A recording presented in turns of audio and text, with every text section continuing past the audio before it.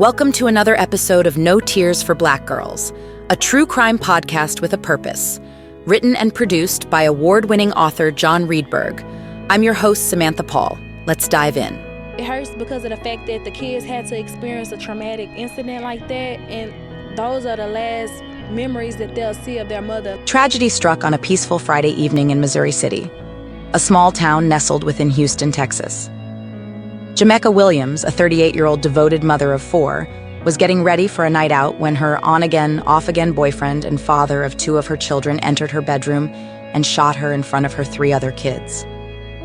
According to Williams's sister, who spoke with ABC 13, the teenage daughter called for help after witnessing the horrific crime while her mother was preparing to go out.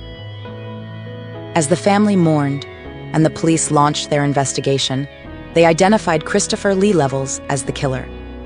Fueled by jealousy and rage, he committed this heinous act against his girlfriend, Jameka. Jameka Williams, sister of the victim, shared gruesome details with ABC 13. Her own boyfriend took Jameka's life in a sudden and unprovoked attack when he shot her with a weapon. The victim's 14-year-old daughter witnessed the tragedy, reaching out to her aunt in tears as her father fled the scene in his vehicle. The senseless act of violence traumatized Jameka's children, witnessing their mother's murder and carrying the burden of deep scars. As police pursued Christopher, multiple 911 calls came pouring in from shocked neighbors who had heard screams and saw a violent altercation between a man and woman just moments before the fatal shooting. Jameka and Christopher have been together since they were teenagers. Their close ones are grappling with the perplexing end of their once-perfect relationship. It seems even small things, like Jameka getting ready to go out with friends, could trigger Christopher's violent anger. Declaring, "Today is the day," he marked it as fateful, a reminder of how quickly love can turn into violence. Jameka remembered the events of that fateful day. The constant threats from her cousin's ex-boyfriend were well known, but no one had expected him to follow through. But he did. The children heard the fatal gunshot, followed by his words of disbelief as he fled in their mother's car. This tragic tale served as a reminder of the dangers within toxic relationships. As Jameka reflected on her cousin's last moments, she could only imagine the fear and violence she endured at the hands of someone she once loved. Jameka expressed her heartache at the thought of these children's last memory of their mother being such a traumatizing one. According to those close to the family, the victim, Jameka, had been in a long-term relationship with Christopher since high school, but had ended things because of his possessive and controlling behavior. It took this conclusion to a whole new level. It hurts because of the fact that the kids had to experience a traumatic incident like that, and those are the last memories that they'll see of their mother. She says her sister was getting ready to go out with friends and he grew jealous. When he seen her flat ironing her hair, dressed and ready to go hang out with her friend, he was like, "You're not going anywhere." He said, "You're not going anywhere. Today is the day." And then that's when he went and got the gun and he pulled it out on her. So I was clocking out of work. I had to clock out for 7 p.m. I had 2 missed calls from my younger sister. And then I ended up getting a call from my sister's phone and her picture showed up on her phone. It was my niece. She was crying. She said, "Jameka, my daddy killed my mama." And I'm like, "What?" And I just was screaming. And so I just sped all the way to my sister's house. I was just trying to keep my niece calm because it was her and her 2 younger sisters present at the time where it happened. They were in the house. And I just made it there. Once I made it there, it was too late. If a guy or girl is telling you they will hurt you, they will kill you, they don't want to see you with anyone else, I would say leave after the first sign. To protect herself and her daughters from his violent intentions, Jameka also grabbed a gun and pointed it at him, leaving their son as the only surviving witness.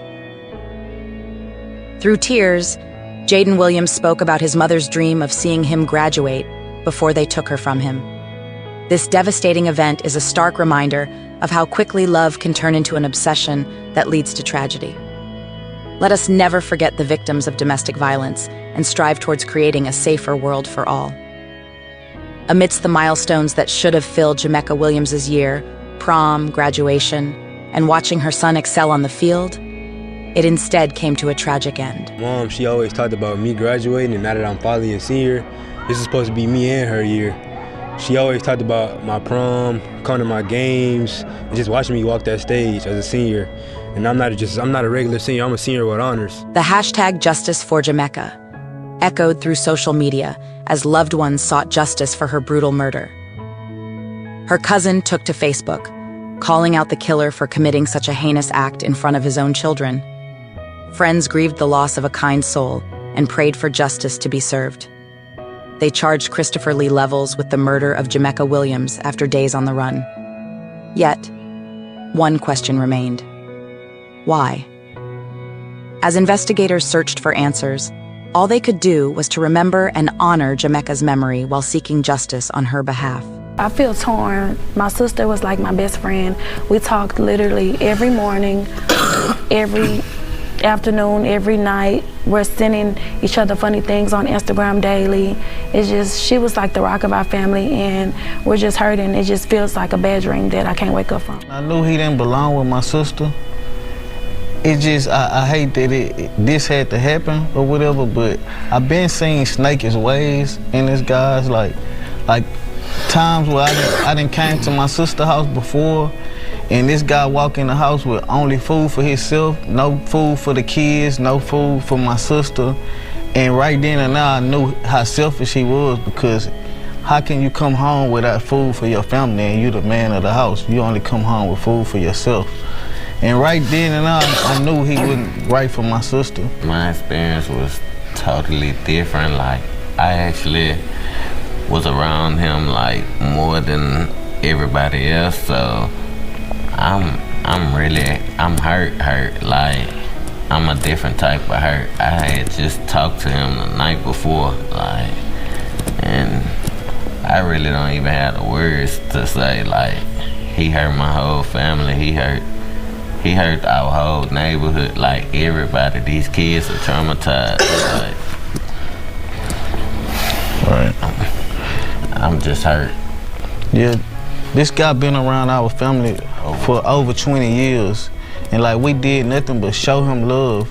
He couldn't even go stay at his own mama house. He couldn't go stay at his brother's house, his sister, nobody from his blood family, but we took him in for 20 plus years. He never brought nothing to the table, only took away. He probably still owes us money to this day, but it's not about the money. It's about the children and about what he did, and I just wish he could be man enough to just accept the consequences that he caused. Like, turn himself in, that'll be the best thing to do, but he never grew up. He's never been a grown man. They were not together. She only let him come around so much because the children, they love their dad so much, so they always wanted him around. My sister felt sorry for him, so she would let him come spend nights and things like that. She told him that he had until Sunday, which was the 12th, to stop just popping up and, you know, spending the night and things like that.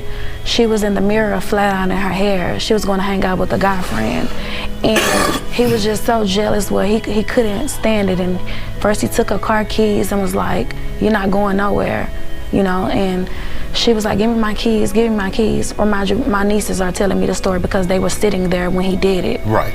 And she was asking for her keys, so he was arguing with her, cursing her out and things like that. So she just looked back in the mirror and continued flat ironing her hair. He went to the kitchen, got the gun, brought it back to the room and put it up to her face. He said, "B, I'll kill you." She said, "Get that gun out of my face." And she turned her head. She was still flat ironing her hair. And then he was like, "Today gonna be the day. Today gonna be the day." And then he just shot her in her face. And then he ran to the door. He looked back and said, "Damn, I shouldn't have did this." And then he sped off in her car. Love us? Leave us a positive review or rating. Follow No Tears for Black Girls on social media and No Tears for BG on Twitter. Be blessed, be loved, stay safe.